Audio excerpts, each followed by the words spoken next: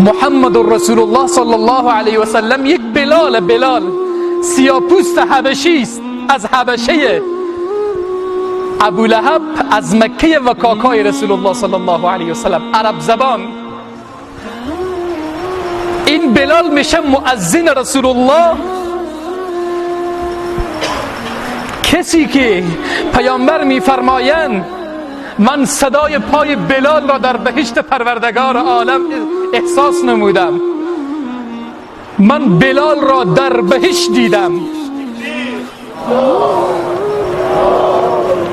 اما ابو لهب عربی، کاکای پیامبر، آیات قرآن را نفرین می کند.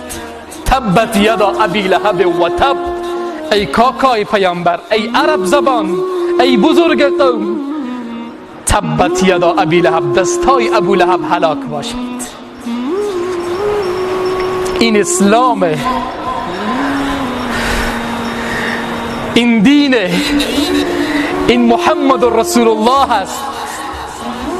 سیاپوستان با ارزش را که دلشان پاک ارزشمند می سازد. در امریکا یک سیاپوستی به خاطر که نژاد سیاپوسته تبعیض نژادی قائل می شوند، یک سیاپوست را می کشند. اما پیامبر یک سیاپوست را عزیز و بزرگ و رهبر امت اسلامی قرار می دهد. بلال رهبر ماست. خاک پای اون بلال سیاپوست، سرمه چشمان سفید پوستانه که میگن لا اله الا الله محمد رسول الله. این اسلام، دینی که پیامبر صلی الله علیه و سلم برای من و تو آورده. سلمان از فارس عرب نیست، اما پیامبر میفرمایند بهشت مشتاق سلمان فارسیه. سبحان الله. این بهشت مشتاق ابو لهب و ابو جهل عرب زبان نمی شود، این بهشت مشتاق یک فارسی زبان می شود. بهشت مشتاقه،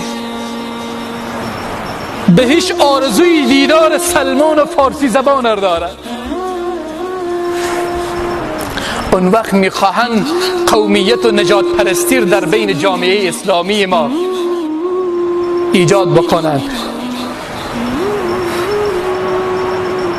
برادران عزیز و بزرگوار، من و شما باید این طوری باشیم. بلال در کنار رسول الله صلی الله علیه و سلم می نشیند، بعد بزرگان قریش و عربها می آیند به پیامبر میگن این بلال سیاپوست را از کنار خود دور کن که به تو ایمان بیاری.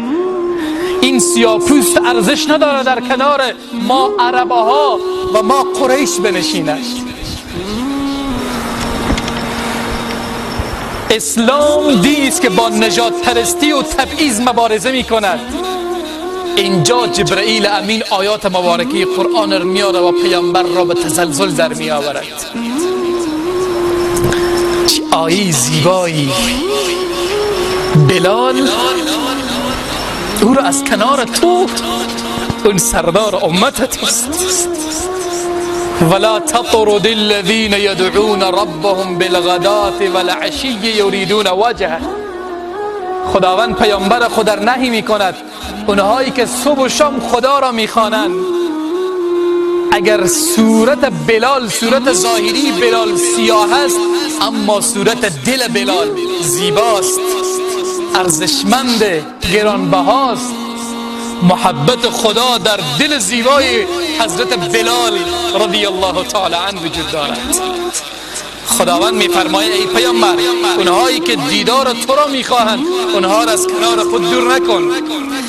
در اخیر آیه میآید که فتطردهم، اگر چنین کاری انجام دادی بلال ها را، فقرا را، فارسی ها را، حبشی ها را، اونهایی که عرب نیستند، فقیرند اما دلشان با رب العزت والجلال ارتباط معنوی دارد، اگر اینها را از کنار خود دور بکنی که پیامبر نمی کند فتکون من الظالمین، فرزند اگر چنین کاری هم انجام بدی که نمیدهی، تو از جمله ظالمینی.